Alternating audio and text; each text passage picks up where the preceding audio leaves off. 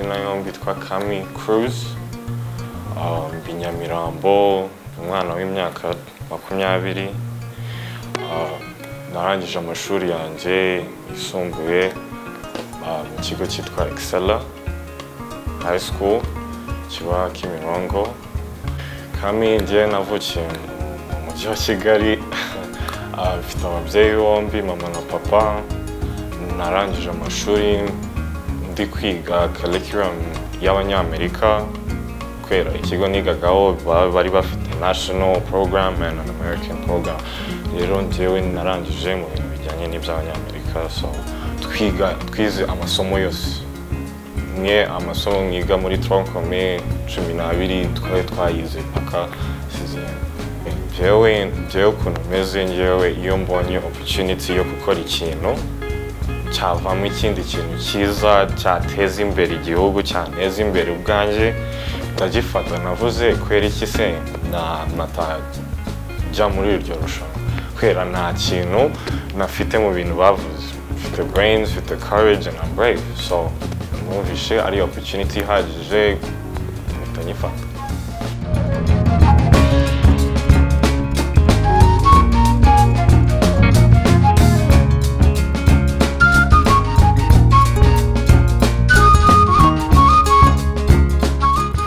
Mama yabyakiriye neza, yampaye courage, papa nawe yavuze kabisa courage.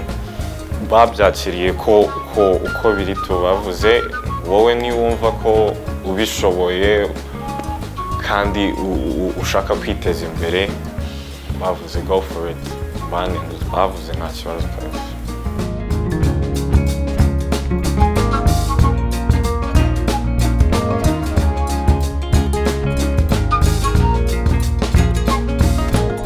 Jewe umushinga wanjye uri primary, numva nje nashira imbere y'ibindi, kwera iyo winjiye mu irushanwa ugomba kuzana icyo ugomba kuzana muri iryo rushanwa. Ariko njyewe icyambere ni guteza imbere abagore bo muri iki gihugu, kwera urebye muri numbers nyinshi, muri very skilled workforce, abagore bo mu Rwanda percentage yabo ni nkeya. Nk'abadokiteri bo mu Rwanda only percentage ya 12% nibo bantu b'abagore. So njyewe nshaka guteza imbere abagore mu buryo bwose bushoboka, yaba kubafasha kwiga, yaba kubafasha kwitinyuka, yaba kubafasha mu buryo bwose bakiteza imbere nawe.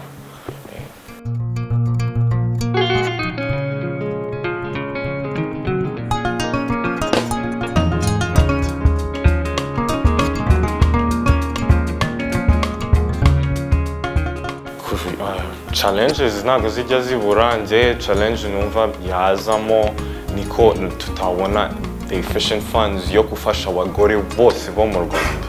Kwera dufite abagore benshi batize, batafite primary studies. So njyewe icyo numva niko abagore ari benshi mu Rwanda, nicyo kibazo cyonyine cyo ko tuzatinda kugera ku bagore bose, ariko nicyo kibazo cyonyine numva cyaza.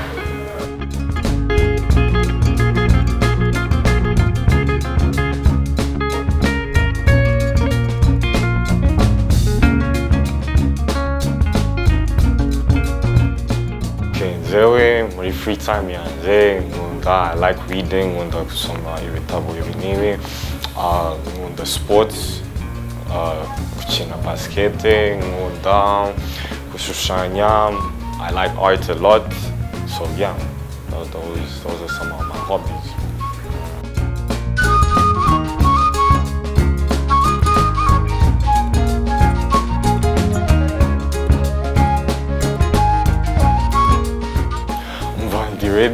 Ndi ready kabisa, ndi kumva pre-selection yaba nejo, kwera mana. Uko bitinda niko ubwoba buza, ariko byaba vuba, kwera njyewe ndi confident ku bintu nzatanga muri pre-selections, ndi confident y'ubwanjye uko meze. So yeah, njyewe nta kibazo mfite nubwo pre-selection yaba ejo naba bitahari.